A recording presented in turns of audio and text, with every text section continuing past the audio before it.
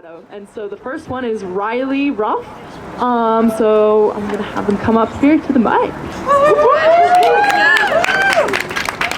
Hi everyone, can you hear me okay? Yeah. Okay, awesome. Thank you for being here. As Maya said, my name's Riley Ruff. I'm a student at Colorado State University, and I'm the Northern Colorado Coordinator for 350 Colorado. I wanted to take a moment to acknowledge the atrocities happening in Ukraine right now. That conflict has done nothing but weigh heavily on my heart, and I'm sure some of you feel the same. We are here to call for immediate climate action, yes, but we are also here to call for peace. Since war broke out in Ukraine 3 weeks ago, media coverage, messages of thoughts and prayers, and posts of solidarity have steadily declined.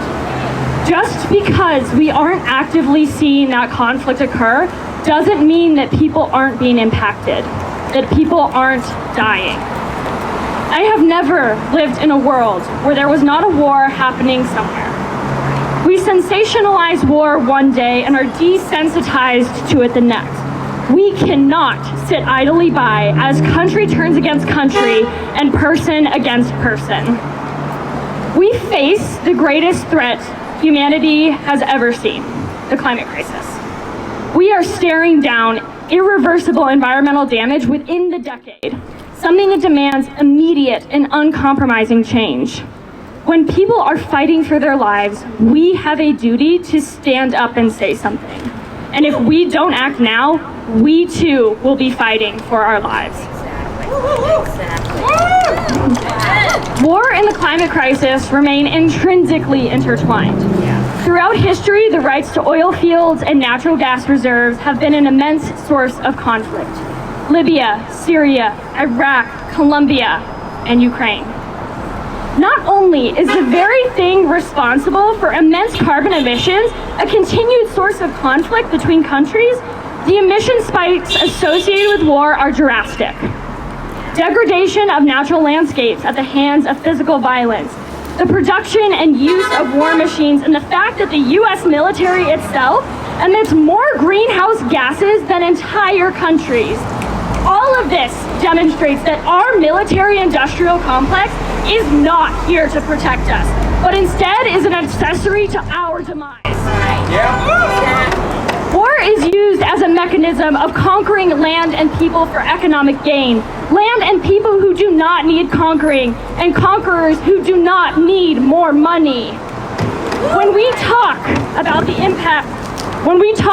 impact of fossil fuels, we look at the horrific ramifications in our local communities. Carcinogenic emissions, unregulated water use, horrendous health impacts, and globally raising our atmospheric temperature. All of these disproportionately impact communities of color, indigenous communities, the LGBTQ+ community, and the disabled community. Under no circumstance is it a coincidence that those same groups bear the burden of war the heaviest.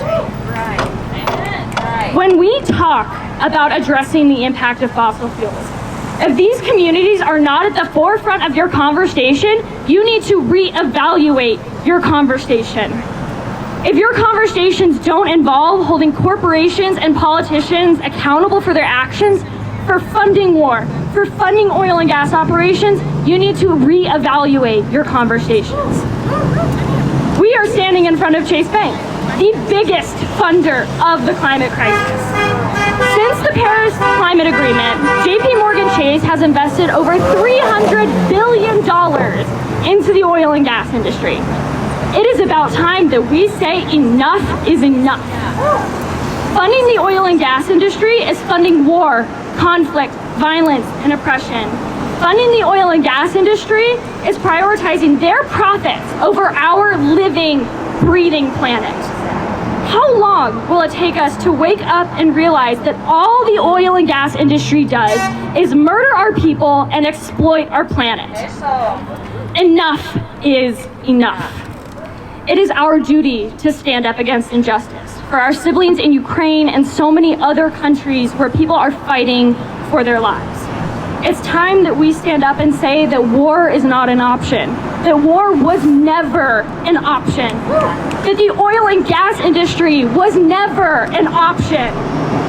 Unity and peace are a necessity, and we stand in solidarity with those impacted by war. We stand in solidarity with those impacted directly by the fossil fuel industry and the climate crisis. It is time to stand up and say something before it's too late. Thank you for being here.